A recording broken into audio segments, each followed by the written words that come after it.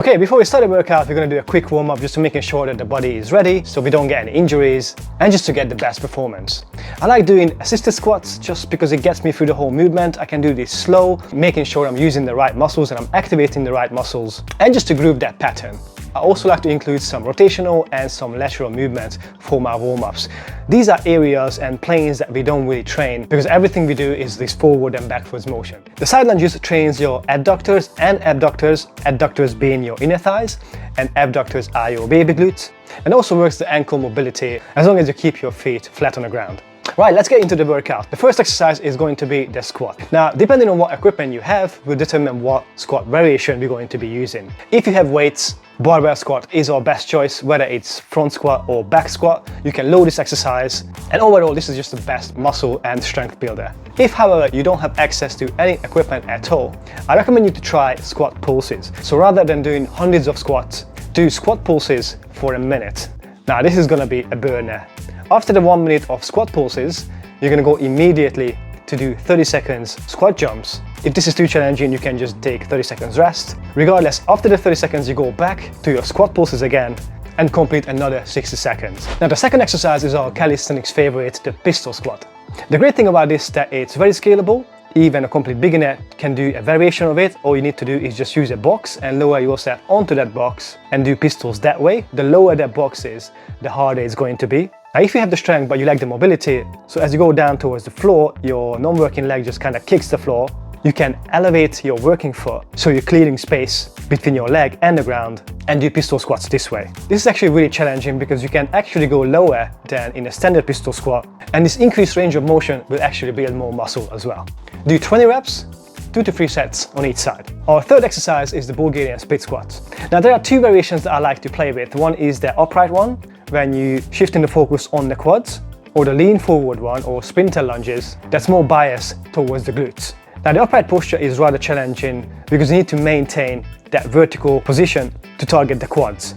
As you get fatigued, the tendency is that you start leaning forward, shifting the weight from the quads to your glutes, which is not an issue, but if you specifically want to target your quads, you just have to fight it, keep your body upright, drive the heels down and rely on your quads to do the work. Now you can just keep adding weight to your split squats and you're going to be good for life, but if you don't have access to any equipment at all, you can do these body weight only, slow the pace down and do more reps. Or you can try a badass athletic variation, the Bulgarian clapping split squats. Now this is a very challenging but very fun exercise to do, and it's a great body weight option. Now our fourth exercise is going to be the Nordic Curls, a very hard hamstring focused exercise. I can't do these without any bands. I saw people repping these out unassisted, which absolutely blows my mind. But the good thing is that we can scale this to any level. We can use resistance bands and do full reps, partial reps, or negatives only. We do need to be careful with that arched back position. We don't want to do that. We don't want to arch at the lower back. That can be quite dangerous, so we have to make sure that the glutes are engaged.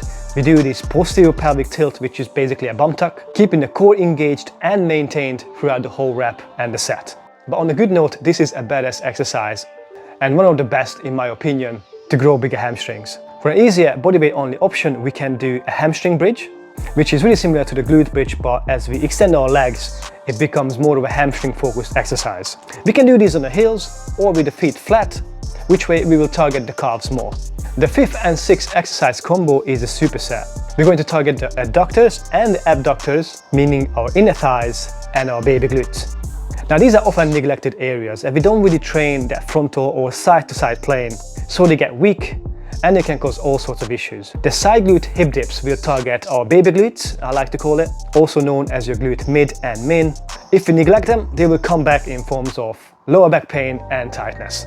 Let's give these needle muscles the attention they want and incorporate this exercise in our training. Bodyweight only or weighted, this clamshell-like movement is a great option to get the job done.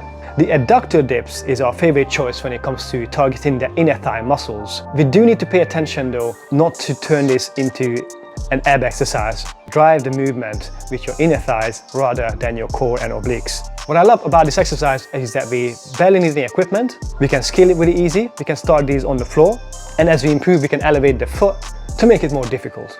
Cool, and that's it for today's workout. Hope you enjoyed it. If you have any questions, let me know, and I wish you a successful journey.